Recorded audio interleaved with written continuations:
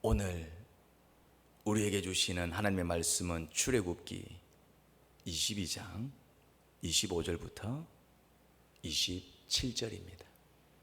너희가 너희 가운데서 가난하게 사는 나의 백성에게 돈을 꾸어 주었으면 너희는 그에게 빚쟁이처럼 재촉했어도 안 되고 이자를 받아도 안 된다. 너희가 정녕 너희 이웃에게서 그 옷을 담보로 잡거든 해가 지기 전에 그에게 돌려 주어야 한다. 그가 덮을 것이라고는 오직 그것뿐이다. 몸을 가릴 것이라고는 그것밖에 없는데 그가 무엇을 덮고 자겠느냐. 그가 나에게 부르짖으면 자애로운 나는 들어주지 않을 수 없다.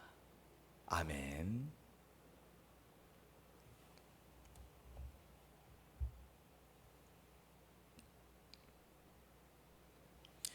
주님께서 같이 사는 동족 중에 가난하여 돈을 꾸어 주었으면 그에게 빚쟁이처럼 재촉하지도 말고 이자도 받지 말라고 하십니다.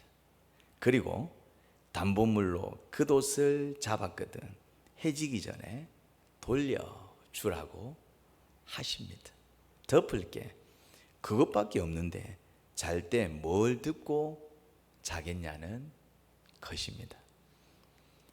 그가 밤에 자다 덮고 잘 게 없어서 주님께 부르짖으며 담보라고 그걸 가지고 간 사람을 주님은 벌하실 수밖에 없다고 하십니다. 이건 말이 꾸어주는 거지 꾸어주는 게 아닙니다.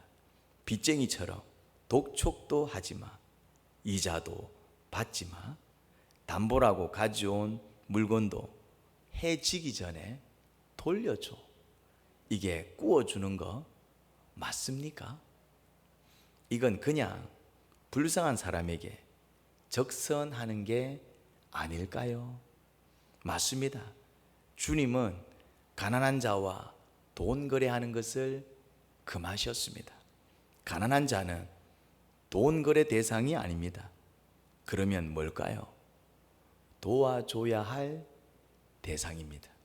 가난한 자가 돈을 빌리면 꾸어주는 게 아니라 도와줘야 하는 겁니다. 갚지 못하면 독촉할 수도 없어. 이자도 받을 생각도 하면 안 돼. 담보물로 가지고 간 물건도 해지기 전에 도로 돌려줘야 돼. 이 정도면 돈을 빌려주는 게 아니라 불쌍한 사람을 도와주는 거지요. 가난한 자가 돈을 빌려달라고 하면 빌려주는 게 아니라 도와주는 것이라고 생각하라는 겁니다.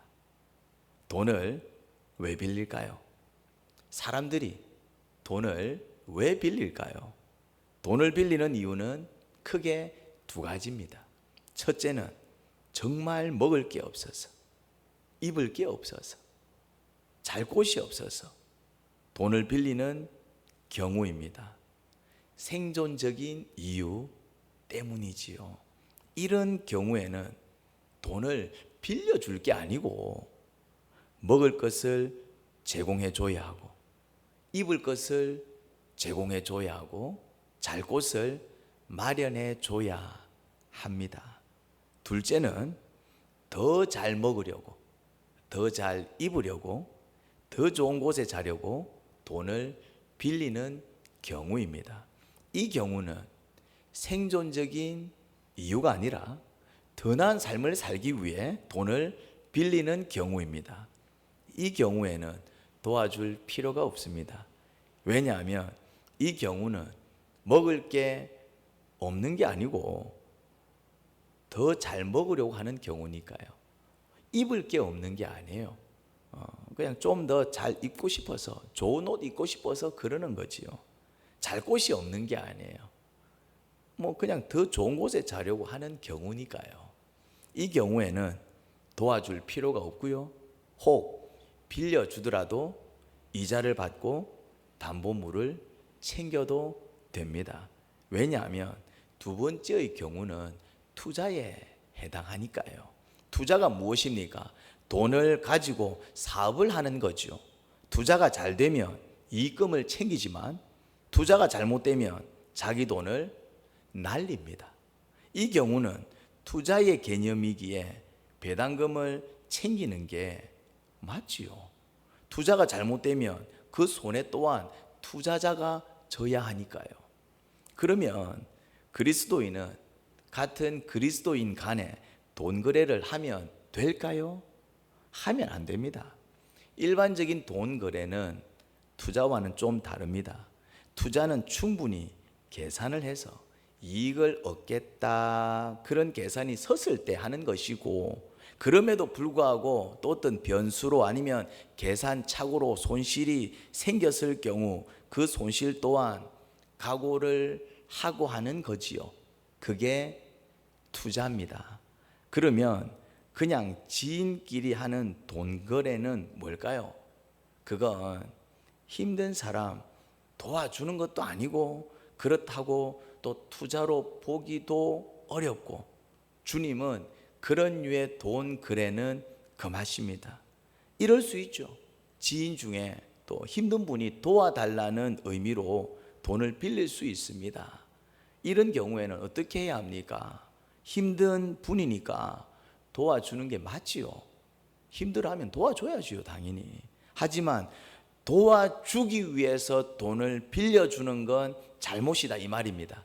성경은 그걸 금하고 있습니다. 도와주려면 그냥 적선을 해주면 됩니다. 기부를 하면 됩니다.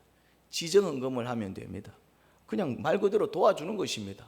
그래, 많이 힘들구나. 그래, 이거 가지고 와서 써. 그렇게 도와주면 되는 것이지, 도와주기 위해서 돈을 빌려준다? 이건 성경적이지 않다는 겁니다. 그러니 도와줄 것 같으면 혹 못 받을 경우에 대해서 못 받을 수도 있음을 감안해서 그렇게 빌려주는 것은 괜찮아요. 빌려주지만 또 힘들어하니까 내가 못 받을 수도 있겠다. 뭐 그때는 어쩔 수 없이 이건 뭐 거의 적선하는 것이죠. 후원하는 것이죠. 일종의 지정헌금입니다. 근데 또 그냥 주기에는 아까워. 그냥 주자니 아까워. 그래서 빌려주면, 그래서 그냥 주기에는 아깝고, 도와는 주고 싶은데 그냥 주기에는 아깝고, 그래서 빌려주면, 자, 그래, 빌려줬어요. 그런데 그 사람이 갚을 능력이 못 되면 어떻게 할 거지요? 그러니 일단 성경은 지인 간의 돈 거래는 금합니다. 힘드니까 도와주는 차원에서 돈을 빌려주는 것은 죄악입니다. 힘들어서 도와주고 싶으면 빌려주는 게 아니고 그냥 주는 것이지요. 그냥 주기 아까우면 빌려줘서는 안 됩니다. 못 받을 경우에 어떻게 할 거냐 말입니다. 힘들어하니 도와는 주고 싶고, 그렇다고 달라는 대로 다 주기에는 금액이 크고, 그럴 때는 어떻게 하면 좋을까요? 혹 그 사람이 갚지 못할 때 못 받게 되더라도 적선했다고 생각할 수 있는 만큼만 빌려주면 됩니다. 100만 원 빌려달라고 하는데 혹 그 돈은 못 받으면 내가 너무 힘들어질 것 같으면, 혹 못 받더라도 뭐 힘들지 않을 수 있는 만큼만 빌려주는 것이지요. 그냥 도와준다 생각하고, 갚을 수 있으면 갚고, 또 뭐 상황이 여의치 않으면은 그냥 갖다 써. 뭐 어쩔 수 없지. 그렇게 그냥 주는 것이지요. 그런 정도 주는 것입니다. 그래서 돌려받지 못했을 때도 크게 아깝지 않고 그냥 힘들어하니까 내가 도와준다, 그럴 수 있는 금액만큼만 도와주는 거예요. 정리하자면 간단합니다. 지인 간에는 돈 거래를 하면 안 됩니다. 돈 거래는 그렇게 하는 게 아니에요. 해서는 안 돼요. 그건 분명 투자 개념도 아니니까요. 투자면 모를까. 그런데 그런 건 투자가 아니에요. 힘들어서 도와주는 것인 경우가 대부분이지요. 힘들어서 도와주는데 빌려준다? 이건 성경적이지 않습니다. 그런 경우는 달라고 하는 대로 다 빌려줄 게 아니라 혹 못 받아도 그래, 내가 적선했다, 기부했다, 헌금했다 생각할 수 있는 만큼 그냥 쓰라고 주듯이 빌려줍니다. 못 받았을 때 아깝지 않을 만큼 그 정도로 그냥 도와주는 것이지요. 쉽게 말해 힘들어하는 사람을 상대로 돈 거래하지 말고 내 능력 안에서 그런 자들을 돕고 보살펴 주라는 말씀입니다. 그렇게 하시기 바랍니다. 하나님 아버지는 지인 간에 혹은 그리스도인 간에 형제 자매 간에 돈 거래를 금하셨습니다. 힘들어서 빌려준다? 악한 것입니다. 힘들어하면 빌려줄 게 아니라 그냥 도와줘야지요. 적선해야지요. 기부해야지요. 헌금해야지요. 그런데 또 그렇게 그냥 주기에는 금액이 너무 크면 다 줄 수 없고 내 능력 안에서 이 정도는 내가 도와줄 수 있겠다. 또 그런 금액을 정해서 도와주는 것입니다. 하나님은 힘들어하고 아파하고 불쌍한 사람 도와주기를 원하지 그런 사람을 상대로 돈 거래하는 것을 기뻐하지 않습니다. 그런 거래는 악한 거래입니다. 투자도 아니고 말이지요. 그러니 주님 말씀에 순종하며 살아가게 하소서. 그러면 어려움 당하지 않고 순탄한 인생길 걸어갈 것입니다. 예수님 이름으로 기도합니다. 아멘.